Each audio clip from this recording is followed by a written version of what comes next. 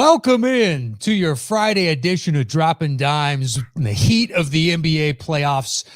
We're getting close to the conference finals rather. We only have a couple games left before that is settled. I am joined, your host, Matt Nost, is joined by the one and only Josh, aka JTE at JTE Movie Things. How are you, buddy? What's going on, man? I got some basketball things. I got football things. I'm not just tied down to movies. I'm excited to be on this show because I just been watching so much of this basketball ever since the bubble started. And I remember when I left LA thinking to myself, I'm going to watch everything from March Madness to the playoffs. I'm going to have so much free time. And then everything got canceled. And I was really worried we weren't going to get basketball back. So when it came back, I was like, I am so ready. And to have basketball and football at the same time is weird, but I'm enjoying it. Oh, it's pretty fantastic. Last night I had two screens going and I'm watching both games. And you tweeted at me, you could probably turn off that Laker game now. Yeah. Rockets made it interesting late. I did turn back when it was like close to like a 5-point game. And I was shocked because they were up by I feel like almost 30 at one point before halftime. And I was just like, and not just that, but you watch the body language of the Rockets in that game. They looked like they didn't want to be there. They were just like, they looked like they were just nonchalant, like they didn't want to be there, which is crazy because they could have evened up the series. So I was just like, oh, if they're not going to give a crap, why should I give a crap? And I was like, football's coming on. I got to see Kansas City destroy the Houston Texans. Well, I mean, it was a blowout until very late. About the 3-minute mark in the fourth quarter. The Lakers literally were like, we're up by so much, it doesn't even matter. And they just started throwing the ball so casually around that there was an inbounds where it was such an easy steal. It was ridiculous. And then Rockets score. And then they go to Lakers go to inbound the ball again. They throw it over to Davis over on the right sideline. And when he turns, he steps out of bounds. And there's another turnover and the Rockets score. And it was mental lapse after mental lapse because they were up by so much. They just didn't seem like they gave a shit anymore. But the game is done. It happens a lot. There's a lot of times where you've seen, I mean, even the Celtics had an epic comeback in the playoffs against the Lakers when they were down by like almost 30 and they came back after halftime. So it happens, but you just think when you see LeBron James and AD, and like I said, the body language, that's why I was like, I just don't see them coming back. So I was pretty surprised to see that it got that close, but that's Houston. They're hitting their threes. They could be explosive. And if they don't, they could be dead in the water. And I definitely want to talk about just what Houston is doing and whether this is something, because they're kind of committed to this. They're stuck with these contracts. So they're not going anywhere. And can this work? And this is like the perfect Mike D'Antoni kind of recipe. This is like what he wants. And it's time for him to like come up with some different ways to try to win these games because I don't know. I just don't see it. Well, I mean, they were operating without Daniel House, who's been a big, important part for them in the playoffs because he may or may not have bribed, we'll say that, a COVID tester to show up to his room for a little one-on-one testing. Let's call it that. Yeah. Although the Rockets said we have yet to have any actual proof of wrongdoing as of right now. So what is the punishment going to be? And NBA reports are that all teams that are left are paying attention to this because they want to know what the repercussions are going to be for someone that violates. And for House, if this ends up being true, like leading into the bubble, I was of the firm belief that nobody would do this outside of vets who've been around a very long time and aren't the key stars anymore because they don't care. Whereas Daniel House just established himself in the league this year, and he has 2 years left. It's about $7.5 to $7.6 million over those 2 years after the season. But if it ends up he fucked this up, there's a good chance he doesn't play another minute of NBA basketball because he will be blacklisted. And I just, for that reason, I was like, you know what? Nobody's gonna screw this up. Although he took somebody from technically inside or roughly inside the bubble, but at the same time, it still violated the protocols. But not having Daniel House last night, that was an offensive punch they've had. And I think that coupled with Harden shot 2 for 11 from the field. He made 1 3, 1 2. Yeah. He made as many free throws as the Lakers did. Points, right? Did he have like 20 points in free throw attempts? I want to say 16 points off free throw. Something like that. Maybe 20 total. Yeah. Which is insane. Like, that's weird. Like, Harden's one of those guys, you see the stat sheet and you're like, oh, he had 20? he must have been shooting decently. But then you look and you're like, no, which he's always been great at getting to the line. He's like one of the go-to guys for just getting the calls from the refs. Every time he puts his head down, runs in, he gets fouled. And listen, that's effective. But this has been James Harden's resume, man. He is like one of the best offensive players ever in the regular season. And he'll have spurts in the playoffs, but for the most part, he doesn't show up in the big games. Disappears. He disappears. Yeah. In the fourth quarter, he didn't attempt one shot. Not one. How does that happen? I listen, I feel a little bit the same way with the Celtics. Kemba Walker, like 2 games ago, that he shot, I think, 9 times and he apologized. He didn't play very well in that double overtime game. To me, I just don't understand how you could be James Harden and know that you could, basically get your shot off, step back 3 all day, and just not even attempt that many shots in the fourth quarter. Like, I know Russell Westbrook is there, but Russell Westbrook, before the bubble happened, he stopped shooting threes. He started going inside. Smart. And they were playing great. And everyone was like, holy crap, this is working. And now they're leaving him open for threes and he's not hitting them. And I don't know why he doesn't just go back to the point where he's just driving. And I'm trying to remember the series just before this, when freaking Russell Westbrook had the ball with like seconds to go to win a game and Harden never got to touch it. I don't know what's going, if it's a 2 alphas kind of thing going on. I don't know. It seems as though in those high pressure situations, Harden doesn't want the ball. Like, he passes it off. He makes weird dunks. And the thing is, if they weren't even shooting threes at the rate that they need to if they want to win, because they got crushed on the boards. I believe the Lakers had double their boards overall. Yeah. They got crushed on points in the paint. They got crushed on fast break points. I mean, it's all these, outside of free throws, they didn't win really any other statistical category. So if you're not going to shoot 53s, which is what you need to legitimately, which is crazy to say aloud with a straight fucking face, and that is their damn game plan, is we need to shoot minimum 53s if we're going to win a game. And it works for them. But yeah, Austin Rivers had 5 field goals, I believe, in the fourth quarter, and Harden had 0. Like that, he bitches about, the narrative of, I should be MVP every year. And it's like, I don't know if Giannis will ever win another one, because his teams now get bounced in the second round. So he needs to make a finals, I think, before voters are willing to vote for him again in the regular season. Well, because it's meaningless. But that's the hard thing, because the MVP race is about the regular season. It is. When you vote for the MVP, you're voting for they should have a playoffs MVP. That should be a separate vote. Well, they have a finals MVP. Yeah, but that's roughly literally the last, sometimes some of the players that win those finals weren't great throughout the whole playoffs. They were just great in the finals. So for me, again, this is something where it comes to Harden and, like you said, Giannis. They are amazing in the regular season, but for some reason they can't transition that into the playoffs. And let's be honest, that's where it counts. You can be great during the season. That's awesome. You can put the numbers up, but when it comes to great players like Kobe Bryant, Paul Pierce, Jordan, listen, I love that you put Paul Pierce in the same fucking breath as Kobe Bryant. No, but he's the truth. But he was a clutch player. That's what I want to say. He does. He's got it. He's very much clutch. So for me, when I think about those players, what makes them better than just some guy who had a great season every year was they delivered in the big moments, in the big games. I just like you said about Harden. Kobe would never, whether it be good or bad, he would never not have a shot in the fourth quarter of a playoff game that they needed. He would take over the game. And that's what separates, I think in the years from now, that's what's going to separate Harden from some of the best players. Is he one of the best offensive players ever? Of course he is. During the regular season, he's amazing. He has the tools, but he doesn't have that killer instinct. And LeBron, to me, for a long time, had that same issue. LeBron sometimes would disappear in these fourth quarters early in his career in the playoffs. Yeah. He's a game manager more than he is somebody that's going to take over the game.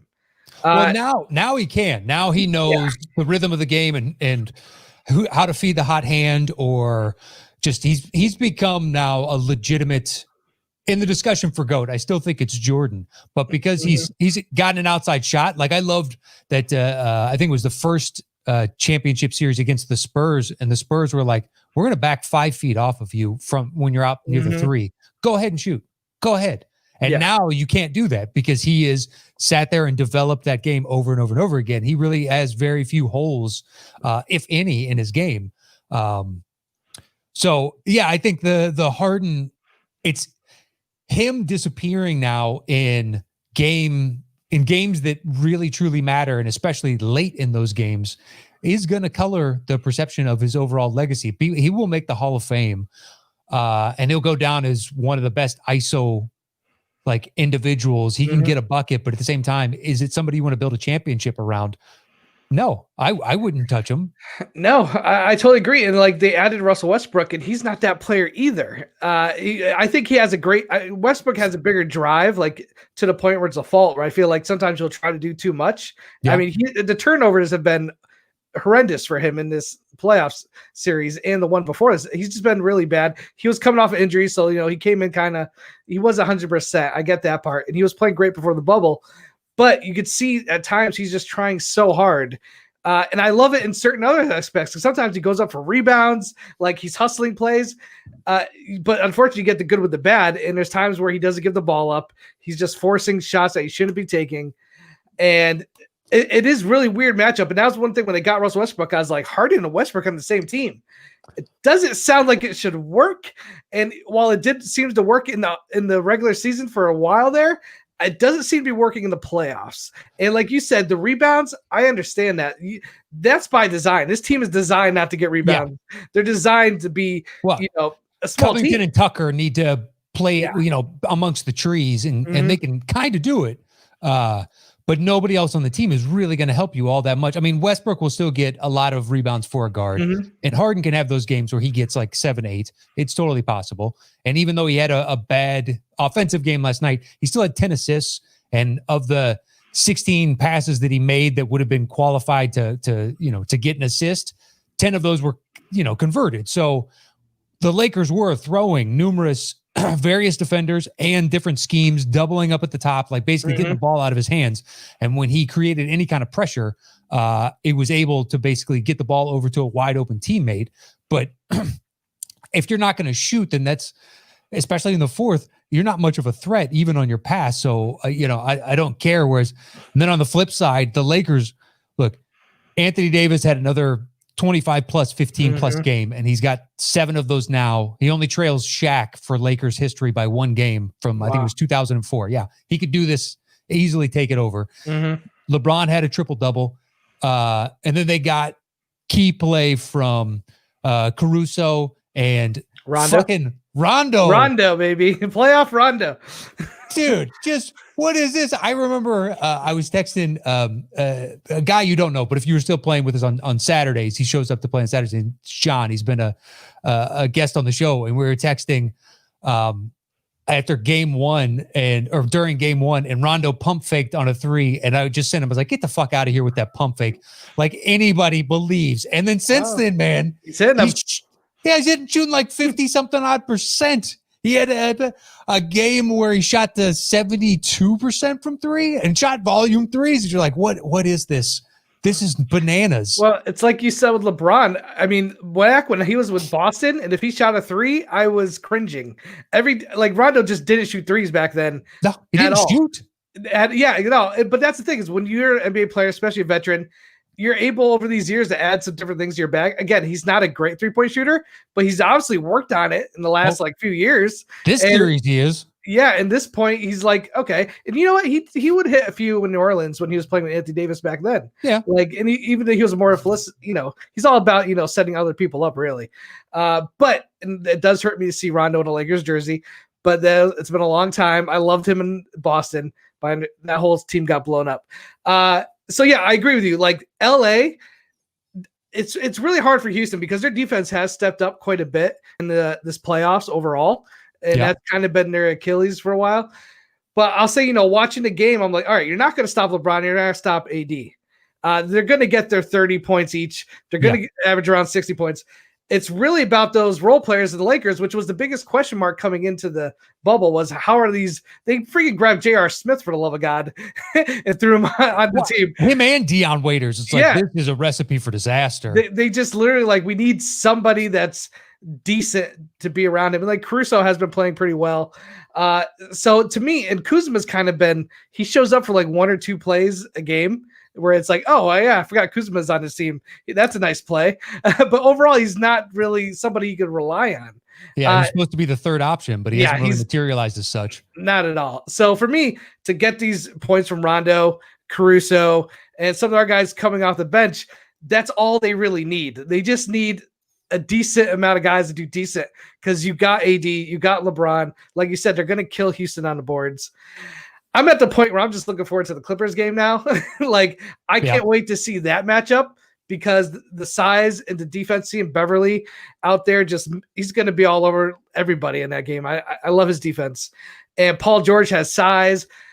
I just can't wait for that. It's so sad to me that the Clippers Lakers are going to play and no one's going to be able to go watch these games, because how awesome would it be to see the LA Lakers and Clippers play in the Lakers stadium? But I'm excited for it. Right there is it's the key for Lakers. We've talked about it on the show numerous times throughout the playoffs. Like it's doesn't matter if it's Clippers game, it's a Lakers. Yep, for sure.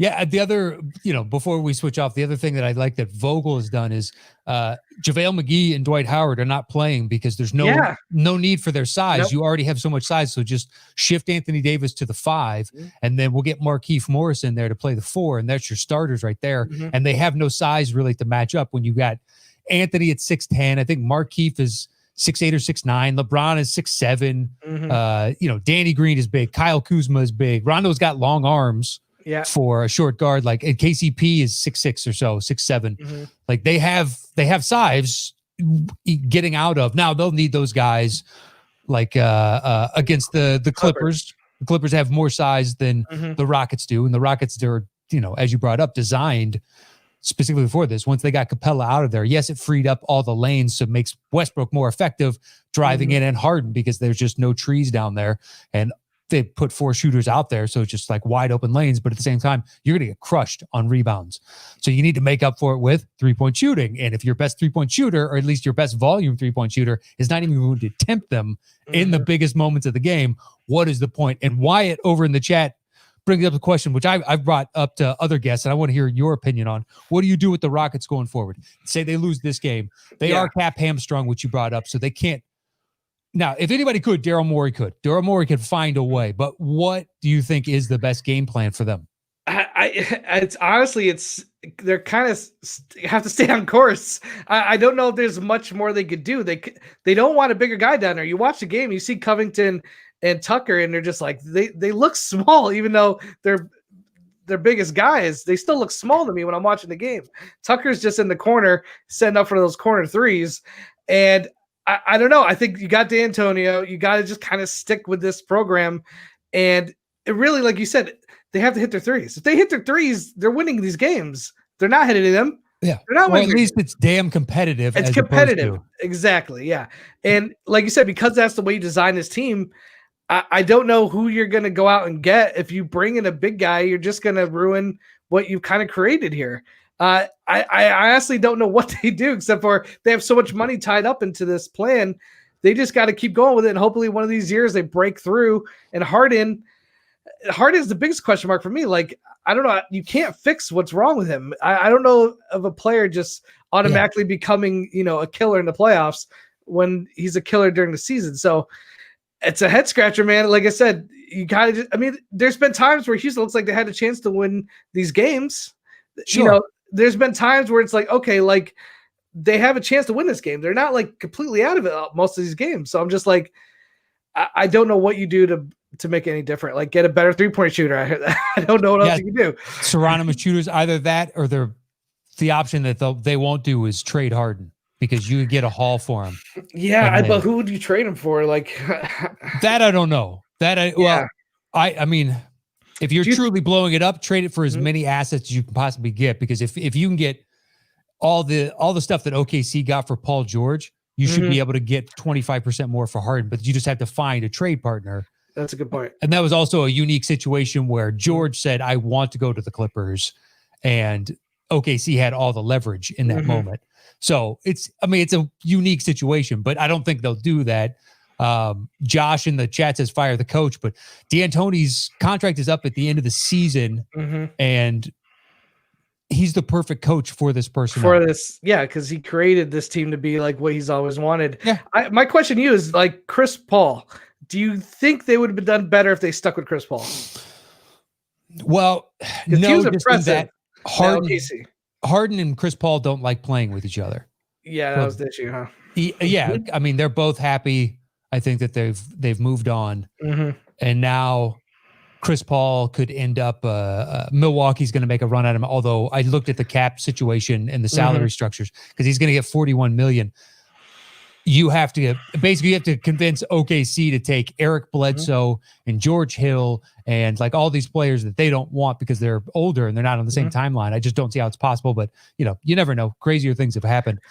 But yeah, I don't think it would be any better because who knows if they'd be disgruntled playing with one another. So, but you watch Chris Paul in that OKC game, hitting big shot after big shot, keeping his team, like doing what you needed Harden to do in these Laker games. And like, he steps up to the plate. Westbrook doesn't do that, and Harden doesn't do that. And I started to wonder to myself, like, is there any point where they're playing this game? They're like, God, we should have kept Chris Paul because he would have come up big in the end when Harden won it. But the problem is Harden doesn't play. He plays bad the whole game sometimes. So it's tough, man. It's really tough. As far as like pure shooting, clutch ability, would I prefer to have the ball in Chris Paul's hands or Westbrook's? It's Chris Paul's, just because he's steady Eddie. He's a true floor general. But who knows what the outcome would have been? Just they didn't want to play with each other anymore, so that kind of determined that reality. All right, so you brought up the Clippers Nuggets game. It's do or die for the Nuggets tonight. Do you think they can extend this series another game? I don't think so. I think at the end of the day, on paper, the eye test, Clippers are just better. They're just a better team overall. And I actually feel that way about the Celtics, but we'll get to that later. But Denver surprised me. Listen, they got blown out. They were just pushed to the game 7. I think they were just exhausted. They weren't ready for that first game, but they definitely showed they could compete with the Clippers. That one game where Joker was just hitting 3 after 3. He was pretty much doing whatever he wanted. It's game 2, I believe. Yeah, and they still lost that game. Was that the game they lost? Game 2 they won. Game 3 is where like Denver was playing amazing and they were leading for most of the game. And then the Clippers came back and won it in the 4th with really hard defense. They just literally like closed up at the end of the 3rd and it was not going to let them do anything.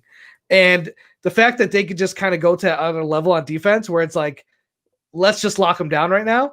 And they succeeded and took the game over at the end. Denver played 3 perfect quarters. And I watched that game like, wow, they could win this game. They're like dominating them.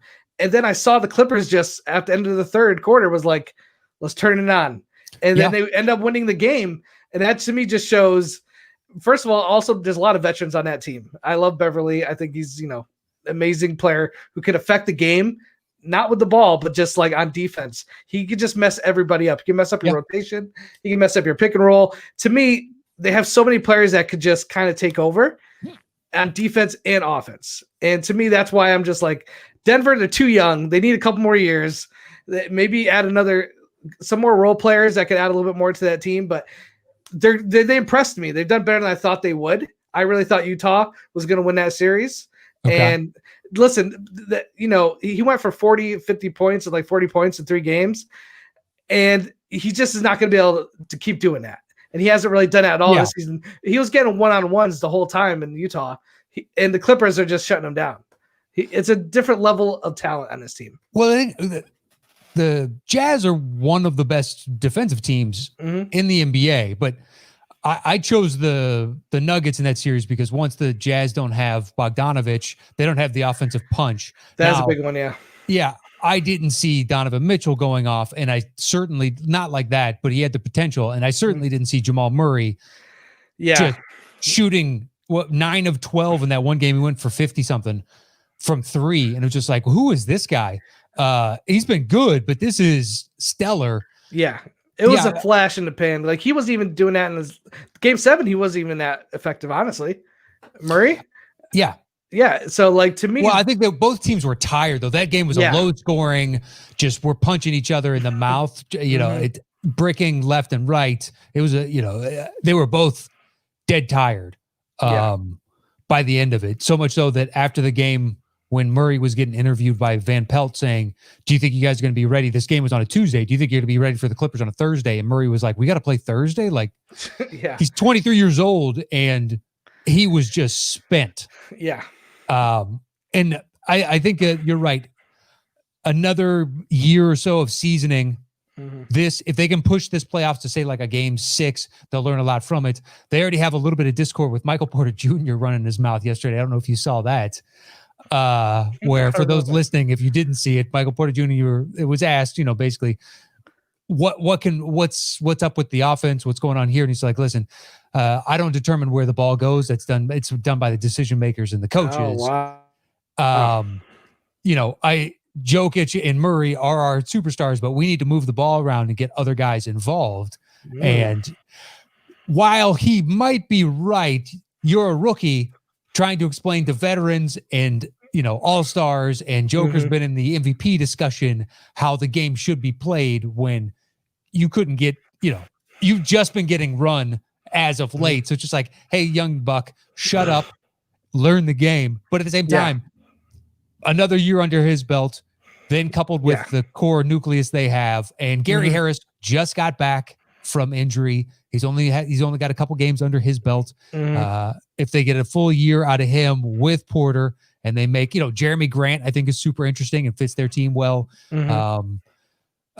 What's his name? Paul Millsap is finally looking old after all these years. It's finally father time is caught up. Yep. But he can still hit a corner 3 and just sit there and wait for a shot to come to him. Yeah, he can. But maybe they upgrade at that position and make some changes. This isn't their year. It's the Clippers to lose, in my opinion. Yeah, no, like I said, I think you're going up a very veteran team and a team that has a great future. They're up and coming. They got a lot of tools. They could build on it. Like the comments you just said, that sounds like a young team, somebody who's not quite ready for the playoffs and to really, you know, be a veteran player. So yeah, listen, Denver has done better than I thought. I think they have a great future, but it's just, they're not there yet. Yeah, a little bit more. But do you think the Clippers close out tonight? I think they will. I think because they see the Lakers are going to probably close the series out. They don't want them. They want to get the rest. That's going to be a huge matchup. It's going to be a physical matchup. So I think they need to. Doc Rivers has got to be yelling at these guys. Let's put these guys away now. Let's get ready for the Lakers. Let's not mess around, because look what happened to Boston. They should not be in this Game 7 situation. If they would have played a little bit better and took it maybe a little bit more seriously earlier in the series, they wouldn't be in this situation. And I don't think that's going to happen to them if they lose tonight. But just when you have your foot on their throat, just, you know, you put it down. You got to put it down. Apply more pressure as opposed to pulling off, which is, you know, that's what the Lakers did late in the game, and they almost ended up losing the game. They're up by so much, and they just kind of stopped caring. I would like to say, because leading into the series, I said best case for the Nuggets was to go 6 games. So I'd like to believe that they could steal one more. They have the talent to do it, and especially if the Clippers don't show up to close out, they're not going to be able to win just straight on talent alone. Because the Nuggets, look, Jokic and Murray can both go off for 30 apiece, and then suddenly you just need, you know, a couple other guys to get you 10 or 15, and you're going to be a tough out. So it's not inconceivable, but if the Clippers play to the level that they can, given their depth, and I mean, they can go 9-10 deep, and all those guys would be playing heavier minutes with other teams just because they're that talented, like Jermichael Green or Patrick Patterson. Those guys would be getting a lot of play on, say, the Lakers or, you know, several of the teams that are still left in this. So, yeah, I'd like to believe the Nuggets could win tonight, and I'm going to say that this is going 6, but I think I'm lying to myself, and I think the Clippers close out, but I'd like to see it go to a game 6. Like, for me, the only way that happens if the Clippers don't show up. If they just have a bad game, if they're just not hitting their shots, or they just don't look like they have the right energy, I think that's the only way Denver is winning. Yeah, probably so. All right, let's move on to your squad. Yeah. Could have won game 3. God, I was sitting in my living room like when he that beautiful bounce pass from Kemba Walker. Yes, I was like the decent. I was like 0.5. Yeah, it's over. It's over. I was celebrating, and then I was just could not believe that pass.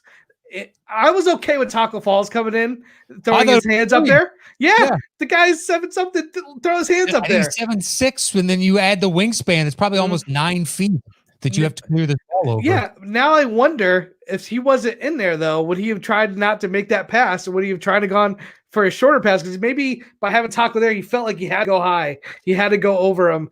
I don't know.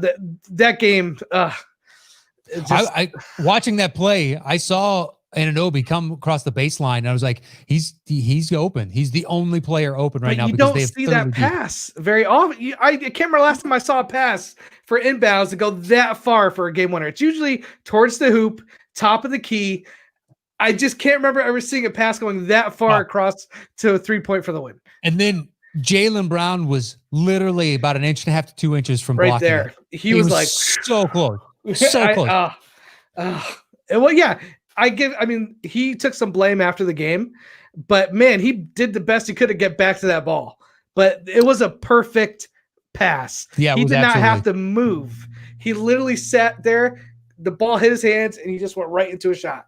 I got to give them credit. It was a perfect pass. Oh yeah, and it was a clutch shot. And then that last game, I actually thought the Celtics were going to pull it out, even when it went to OT, and I was like, the Celtics got this. I think so, just because the Raptors looked so gassed. Yeah. Especially Kyle Lowry. Lowry and Fleet are playing like every minute of the game, basically.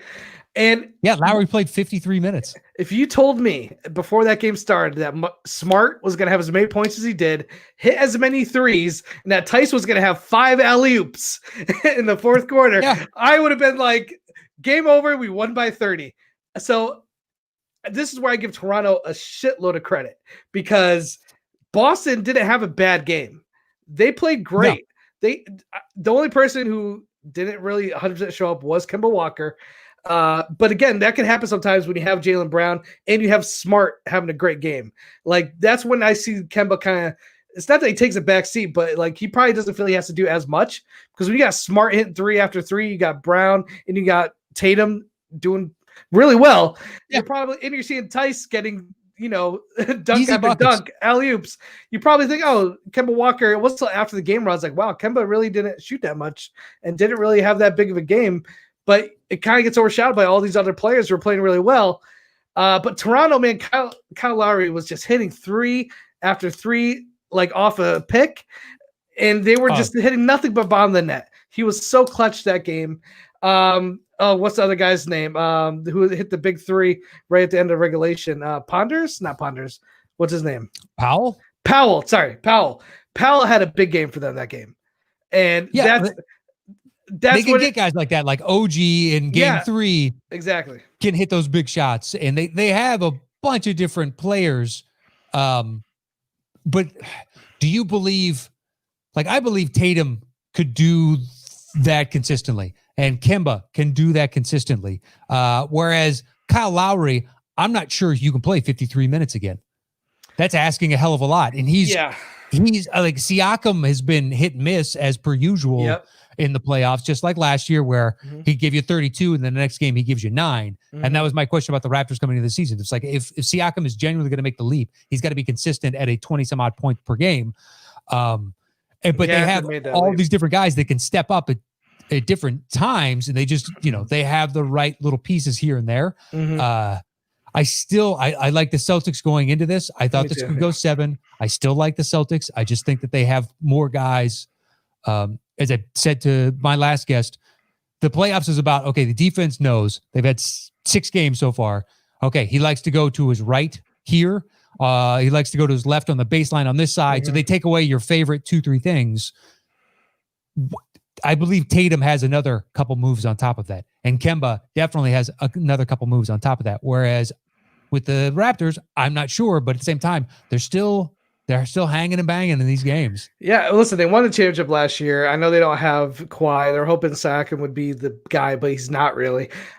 For me, it really comes down to I looked back at a lot of stats from the series. When Kemba has a big game, they win, and they win big usually. Kemba has not played great in the losses, and I don't think that he's having a bad game. It's more that he's not being as aggressive. Mm-hmm. I am, from Connecticut. Kemba brought us a championship.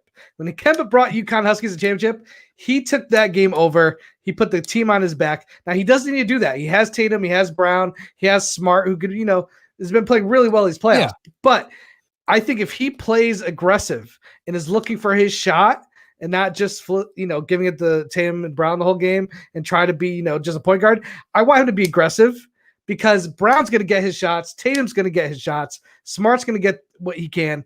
But if Kemba Walker is taking more than 11 shots or whatever, he took like 9, I think last game, it was really low.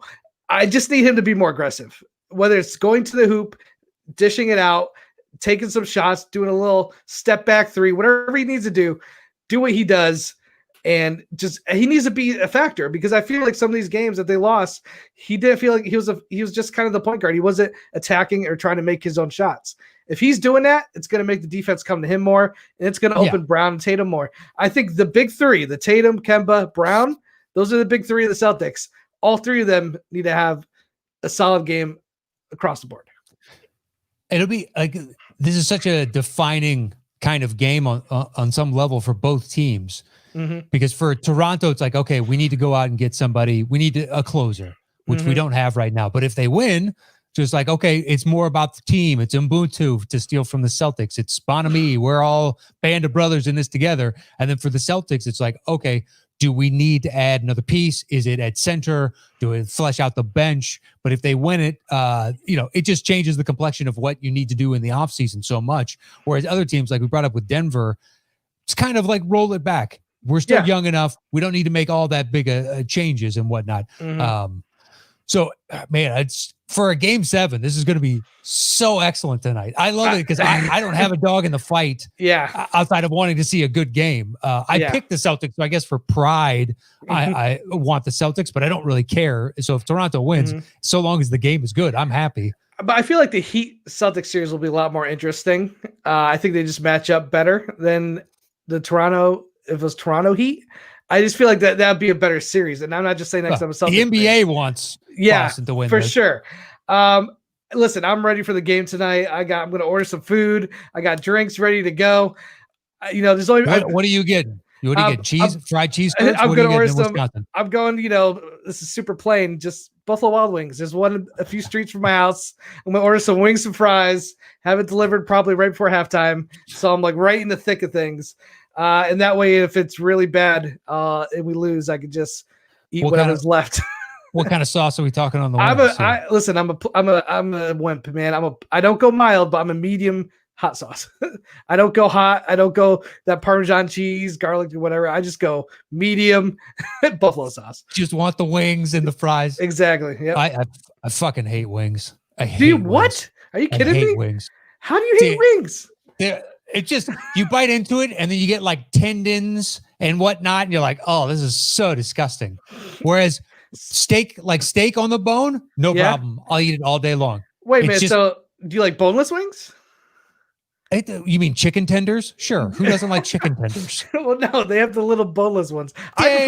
Listen, it's a fucking chicken tender is what it is. Just chopped down to wing size and then molded into wing shape. I'm a bone-in guy. I like to know that it came from an animal. I like to see the bone after I take a bite. The people that like the drumstick one, and they'll put it in their mouth and just that's horrible. Like, dude, that's so disgusting. I'm with you on that. I'm with you. I eat it like a corn on the cob. I just get the meat and I toss it. I don't eat all the cartilage. So little meat though. It's like what's the point of why am I paying a premium for 3 ounces of meat? That's true. I do have an air fryer, so sometimes I make my own at home. Okay, well now you're saving some cash. I buy into it at that point. But game 7, I'm ordering Uber Eats. They'll deliver it to me. I'm not even going to go out and get it because I want to prepare for this game. I love game 7s, even if they're not my team. But when it's your team, everything is just amplified. Every possession counts. Like it's different. It's just different. It's a different beast. this is the first Eastern Conference game, I believe, in the semis that's going to be the late game. It's always been the Western Conference. They moved to 8:00. Yeah. Yeah, they bumped because it's the better game. It's going to draw more eyes than Denver Clippers. I believe in Kemba Walker. I think he's going to come out. He's going to have an aggressive game. And I think with him being aggressive, it's just going to help the rest of the team. I think it's going to open up Tatum more. It's going to Brown. Smart's going to hit his things. Tice is going to, hopefully still get some more alley-oops. I look back to that game a couple games ago when they won by like almost 30 points. And that's when I thought the series was over. I was like, Toronto's just done. They're tired. So again, I got to give a lot of credit to Toronto. They fought back. That double OT, every time it went to overtime, I thought the Celtics were going to just pull it out. And me too. Toronto just kept fighting, man. You got to give them credit. Yeah. Now, that late in game Tatum throw where he thought Nurse. Yeah. What the hell, man? I don't find fault in that because the coach can be on the sideline. So it's not like he was trying to do it. But he had like 1 foot in the corner, like on the line. And I didn't notice it in the moment. It wasn't until the commentators pointed it out like a few minutes later. And I was like, yeah, what the F? Why? Yeah. The fact that Tatum didn't he didn't complain about it at all. He was just like, oh, I threw it out to the wrong guy. Like, they should have made an argument like, why is this guy on the court? You're not going to win it, so why make the argument? Just move on. Because then the rest, what the rest of the NBA, they have makeup fouls all the time. They might give him a pass in a play or two. As evidenced by that Bucks Heat game where Middleton got maybe fouled. That to me was closer to being called than Jimmy Butler. I touched his side and somehow it's a makeup call to decide the game. It's like anything. It looked like he was trying to stop him from falling. Like he was trying to help him in some way. That Milwaukee, we should probably talk about Milwaukee because the whole Giannis situation, so many ways you can go with that. Very much like Harden, had a great season, didn't show up, but their payroll this year is only going to be $3 million more than what they're already on the hook for next year. They're, I think, 132 million guaranteed next year versus 135 this year. So they're fucked. And Giannis is a free. Yeah, and Giannis is a free agent, and everyone's going to become. Got one season left. Yeah, but it's going to be 12 months of what are you going to do? Where are you going? Where are you going to go? Yeah. Here. And if he's going to leave, he needs to tell them, do the honorable thing, tell them early and be like, I just don't see it happening here.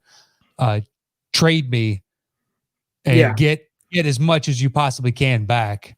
It's so interesting because, they had the most wins during the regular season. Lakers were looking really good because I think the last time the Lakers and Milwaukee played, the Lakers won right before the whole coronavirus thing. Yeah. But I'm so curious, like those months off and not having, that momentum. Even Houston had a lot of momentum building up at that time. I'm so curious how different the playoffs would have been.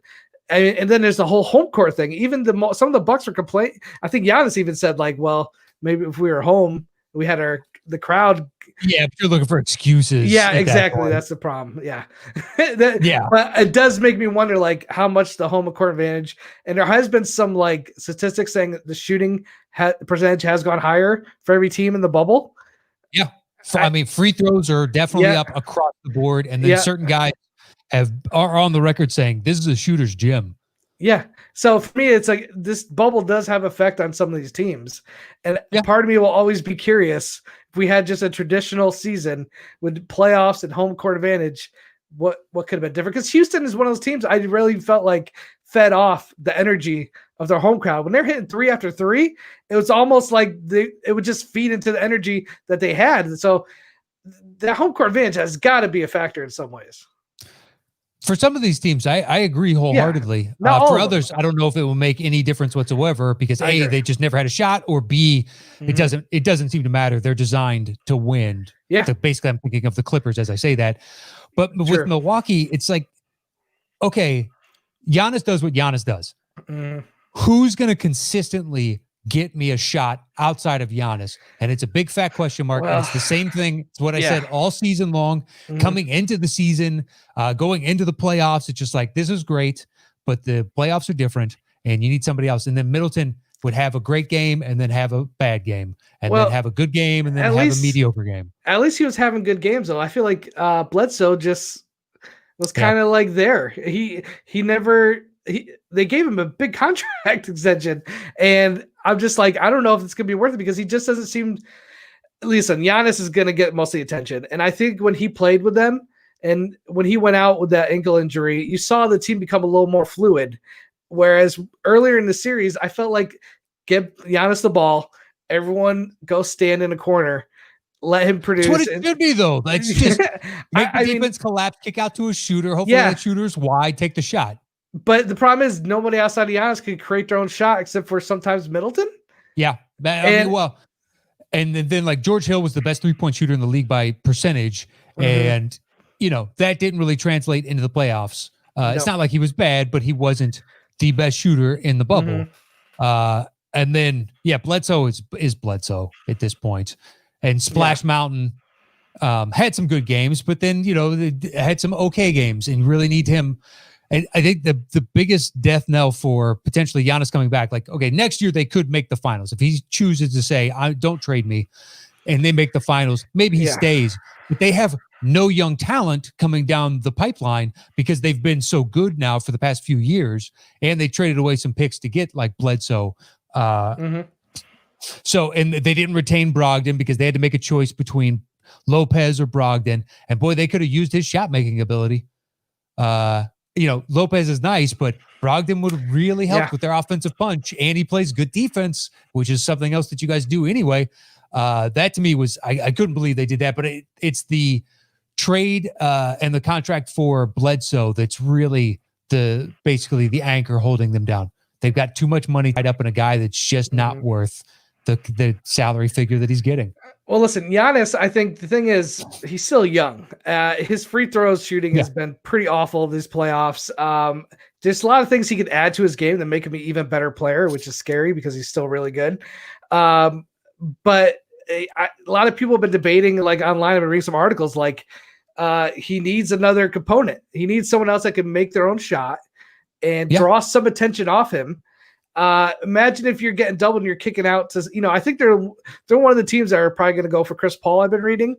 The money doesn't match up. They have to put Middleton in that deal. Yeah. And if I'm OKC, I don't know if I want to pay Middleton because he's 4 more years, and it ends up right where Paul's contract is now, $41 million. He ends up in the 40s. Wow. Do you want to play Chris Middleton $40 some odd million a year 4 years from now? I don't. Yeah, no, that's tough. Yeah. I guess. Yeah, it's really up to Giannis. I guess. Does he want to stay in Milwaukee? Because you don't give him up unless you have to. Exactly. If they can do Chris Paul and be like, all right, you can have our 2023 first rounder, our 2025 first rounder, and then we make all the contracts match up. Like if you can get several first rounders for it, I do it if I'm OKC. Especially if I can get any kind of expirings. If you get George Hill and Ersan Ilyasova, and you can make it match up, but you're probably going to have to take Bledsoe in this mix. And there's just, I don't want him if I'm OKC. It's just eating up too much cap space for too long.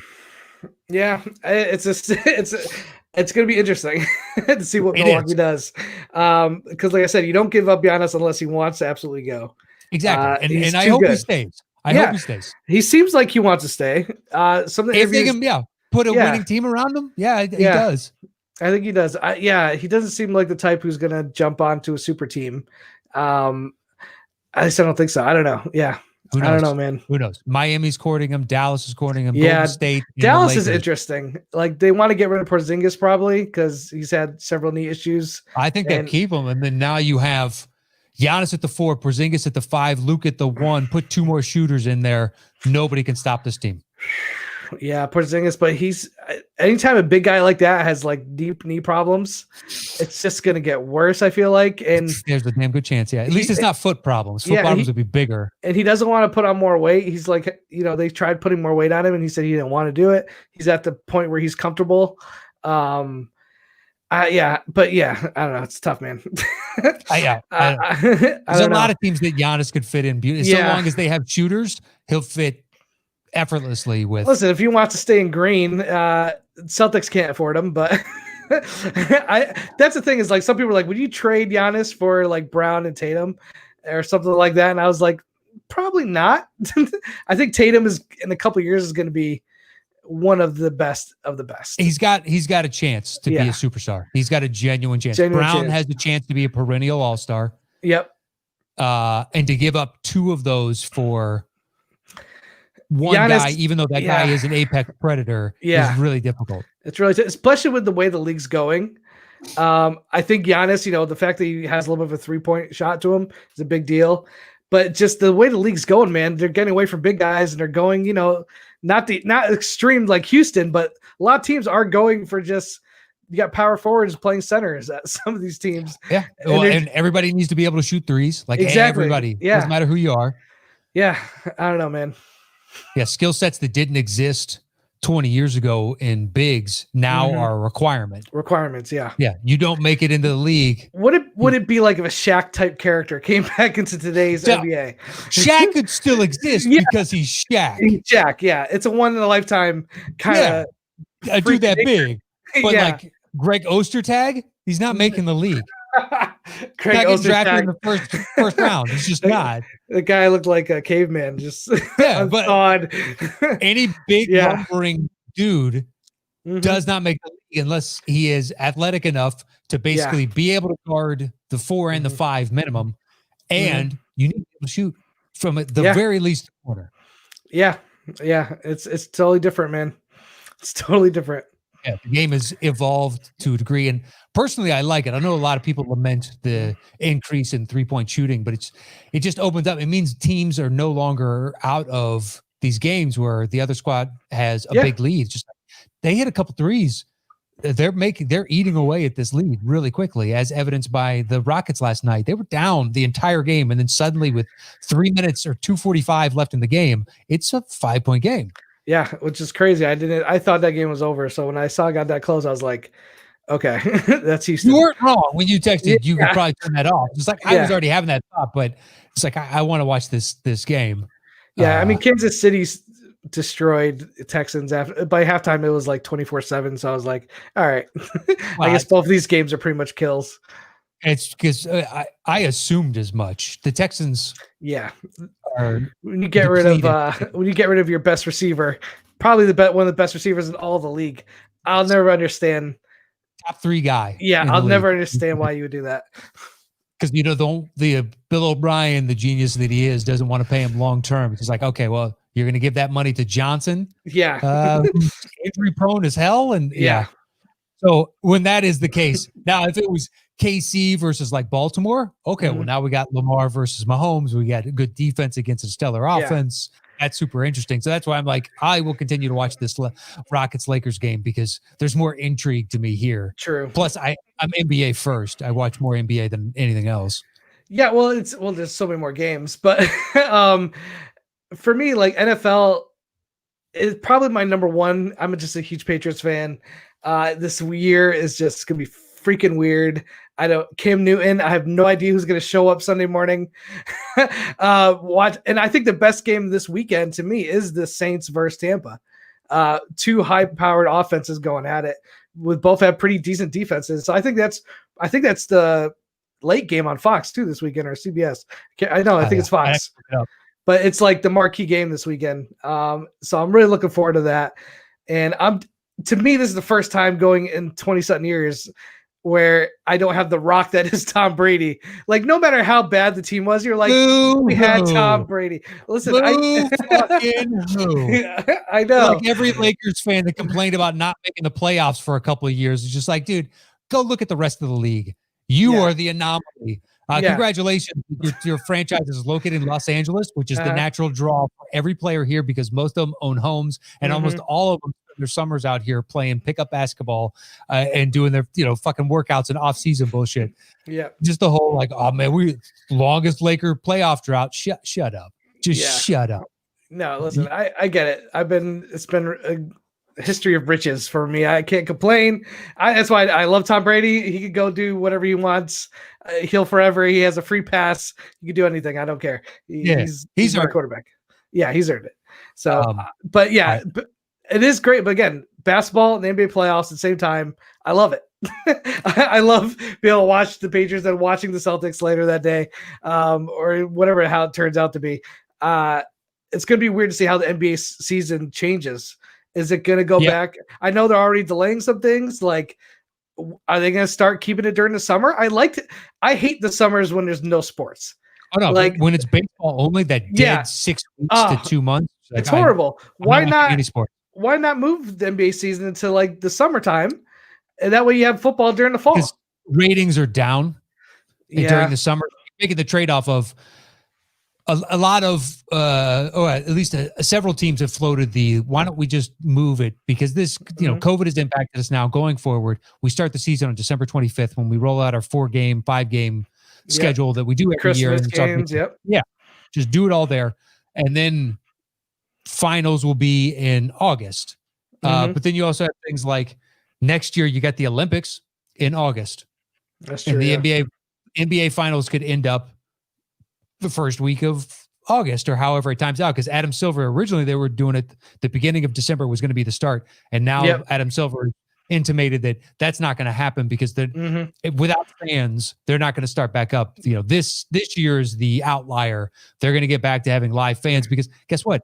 Owners and players are losing a lot of money by not having fans in the stands. Can you imagine winning the championship in this bubble and then just 2 months later going back into a new season? That's insane. I know they're going to have off a little bit more time than that, but you have to you still have the draft. We still have free agency. We still have training camp. How are you going to do all that in that short amount of time? Yeah, they're packing in before they basically, have been floating the idea of pushing the season back. It was going to be 3-4 weeks to pack in all kinds of huge events within the NBA. Now, free agency, amazingly, every year when free agency starts at midnight, numerous guys have already lined up, inked long-term deals. Yeah. But there's been no collusion. No. There's been no tampering and whatnot. So free agency is not as big a deal, but the draft is pretty huge. And then you need to bring those guys in and get them acclimated to your system and, playing with your This team. Is a pretty weak draft this year, though, too. Yeah, I don't know anything about the players until they actually start playing NBA basketball. Gotcha. So, okay. Well, you got March Madness. Do you watch March Madness when it's on?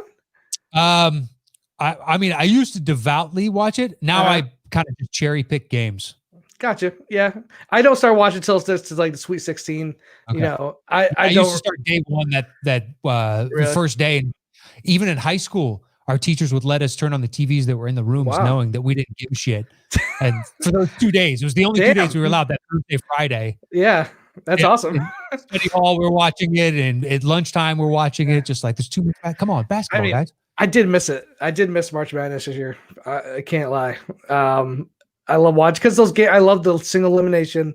I love those college players just play with a different kind of emotion and intensity. It's it's not about money. It's about winning the championship, and that's all it really is. So for me, I really missed March Madness this year, and it's who am I going to look at for the NBA draft? Yeah. So I definitely do that. Like I'll tune in when there's enough hype around somebody. Like I watch Ja Morant. Yeah. And that's what pisses me off about college basketball. Watching him play, it's like this dude is so clearly ready for the NBA. It's ridiculous. And his teammates are never going to play anywhere except in Israel. Yeah. And it's just like this guy is so talented, and the rest of you it's frustrating to watch. And that's why I stopped watching college, because it's like, dude, that's wide open. There's nobody within 2 feet of you. You need to at least come close to making that shot. You'd watch highlights with Zion Williamson, and you're like, it's a man amongst boys. So at times he was making blocks and dunks that were like NBA level, and he's like, these kids can't guard him. Yeah, I watched like 4 or 5 Duke games. It's the most college basketball we played because this kid is so ridiculously athletic. Yeah. Yeah.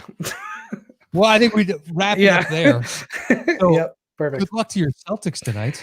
Thank you. I feel confident. I think Brad Stevens is gonna get them where they need to be. I think Kemba's gonna be aggressive. I would listen. People want a good game tonight. I'm be honest. I want it to be a 30-point blowout. I don't want to be sitting there, clawing at my couch chair. Yeah. I want every time the Patriots been Super Bowl, I've been like, just let them kill them. Let me relax and enjoy the game. Like, I want there just to be a destroy, but I don't think it's going to happen. Toronto has shown they have too much heart. They're just too well. They have too much heart to let that happen, I think, in the game 7. So I think it's going to be close, but I'm hoping the talent the coaching of the Celtics. I think they have fresher legs. They have been running the players to the ground as much as Toronto has had to do. So I'm hoping that all comes to head today and they walk away and they're able to play Miami. And that Miami series is going to be fantastic. And obviously I'll be rooting for the Celtics, but I wouldn't be surprised if the Miami Heat beat the Celtics or Celtics beat the Heat. Yeah, we shall see. I've been maintaining the line of whoever wins this Celtics-Raptors series takes the Eastern Conference. I hope you're right. that was also before Miami's just demolished. The Pacers, you can see a sweep. I figured the Pacers would get maybe one, but I'm not surprised. Just TJ Warren was fool's gold, and Oladipo isn't fully back. Sabonis isn't there. It's not that's surprising, but then to only lose one game to the Bucks, just like that should have been a much closer series, and it wasn't. So the Heat are playing well, but I'll maintain. I'm not going to deviate now just because I'm still whoever wins this is going to take the Eastern. I may have to eat those words. Who gives a shit? And again, Butler's one of those guys who is gonna, if the game, he'll step up to the moment. He's not gonna disappear in the fourth quarter. He's gonna be right there in your face. And those are plays like Westbrook should. He only shoots threes when the team needs him to shoot a three. Exactly. And those are the players I'm more worried about. There's no, I mean, Kyle Lowry's he has stepped up to the plate several times in this, but it's definitely more of a team thing. Whereas I feel like Butler could just be like, we're not losing this game. Yeah, let's do this. So that's the one I'm more worried about. And then we both have Clippers, Lakers. So who do you have real quick? Who do you have between the Clippers and Lakers? Who are you picking? Clippers. Yeah, I'm with you. Clippers. Yeah, they just have too much depth. Yeah, I agree. they can withstand LeBron and AD getting 35 because they can shut down everybody else. True. So it's like, okay, well, that's fine. And the Clippers have enough guns to make up for that 60 to 70 points that they could fork over. But totally agree. Yeah. I mean, I don't think it's going to be like a sweep. Obviously, it's not going to be a sweep.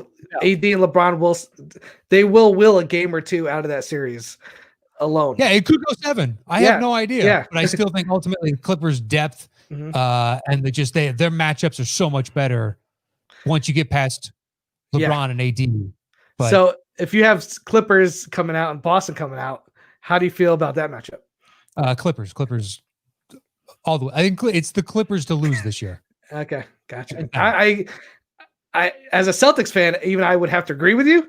If it comes down to Celtics Clippers and I had to bet $1,000 of my money, I'd put on the Clippers, but I'd be rooting the hell up for the Celtics. But I think the smart money is on the Clippers. It is.